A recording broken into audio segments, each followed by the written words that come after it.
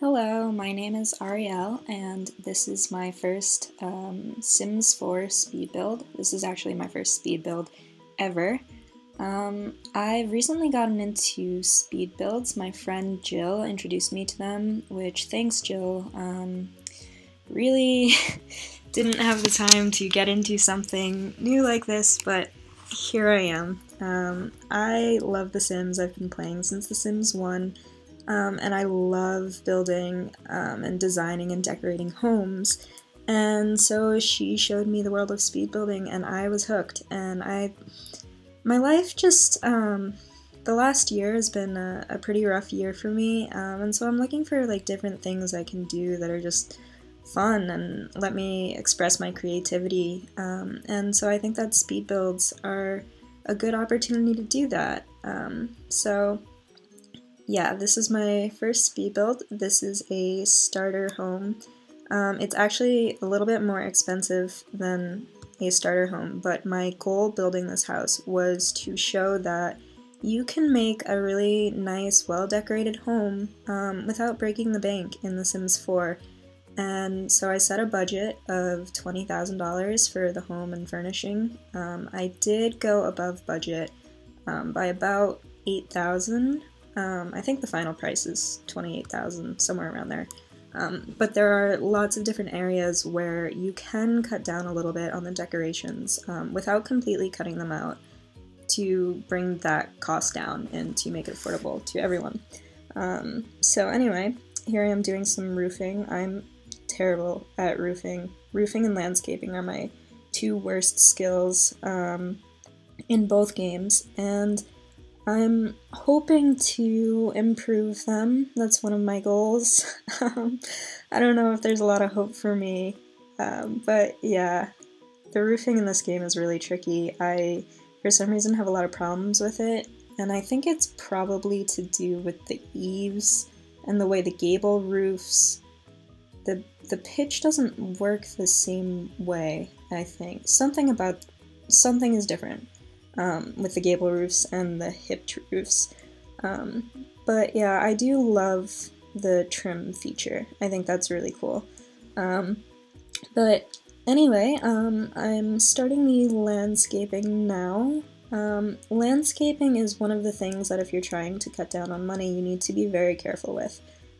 Because I think it's like the second or third cheapest plants are already about $70, $75, so you really can't put in a ton of landscaping if you want to build a cheap home, but you can put in some, as I did here. I eventually do put landscaping in front of that big window piece that juts out, but that was after I went over budget, and I figured at that point, I'm already over budget, like what's another $500 on landscaping.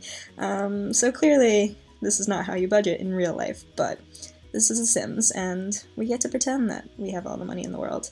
So now I'm about to do the interior. I actually did a thing in this home that is a little different. Normally when I build, I design the interior floor plan before I put in the windows, because I like the windows to feel really proportionate with the room, and I don't like to build my room around windows because I think you end up with strange layouts. But this home was so small that it really didn't make too much of a difference, and I also had a general idea while I was building of what I wanted the layout to be. So yeah, I put the windows in first. I developed a bit of a color scheme for this home. It was like a blue and yellow. I normally use a lot of blues and greens and browns, and I did want to stay away from the greens and browns, even though I ended up with beige. So close, but no cigar on that one. I guess, I mean, I kind of halfway achieved my goal. I did use some colors that were different than normal, such as that like blue turquoise plaster that I also brought into the bathroom because I think it helps with the home a lot when you use multiple colors and multiple textures and different rooms. It's probably not a good way to say it, But whatever. I was very worried. My biggest concern when I was building this house was that I'd go broke on the bathroom. And I think I actually did a lot better than I expected. But the decorations in the bathroom are really expensive. And if you don't pay attention, they really add up. The toilet paper alone is $50. Those poor Sims have to pay $50 for toilet paper. That's ridiculous.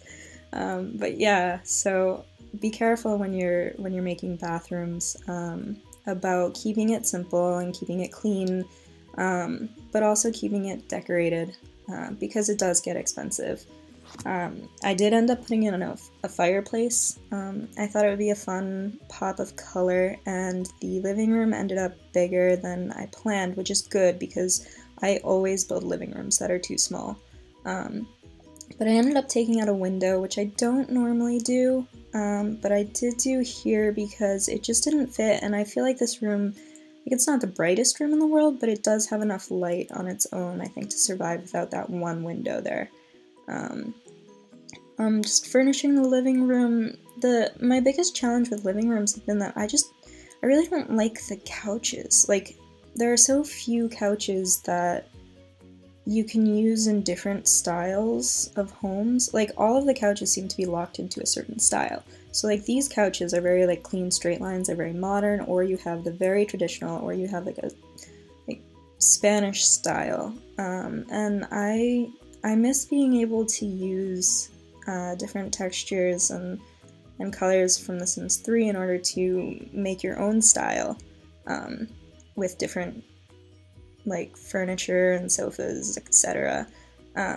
So yeah, another way to cut down on costs here would be not to add upper cabinets or to only add those first 4, but I decided that I wanted to add in some double-headed cabinets, double-sided, I guess you would say, double-sided, because I think it kind of sections off the kitchen while still leaving it open, and I really liked the look that it created.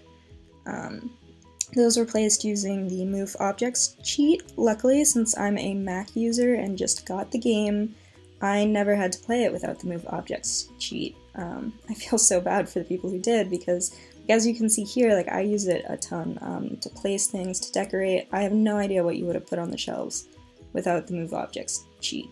They put a bunch of shelves into this game and then didn't put content that fit on the shelves, which is insane. Another way to cut down on costs would be to take out one of those rugs. You still get the same effect, but I just wanted to add a little bit more color.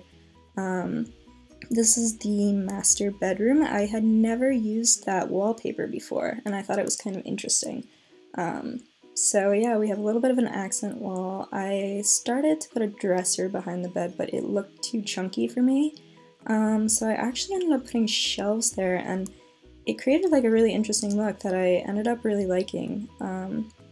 So yeah, your sim can still use the bed. It works, it's fully functional, I've tested it. But it adds kind of a nice element of, I don't know, it makes the bed a little different, because I'm also getting bored with the beds, because we don't have enough content in this game. We've only had it for a week, and I feel like we don't have enough content, so that's not a good sign.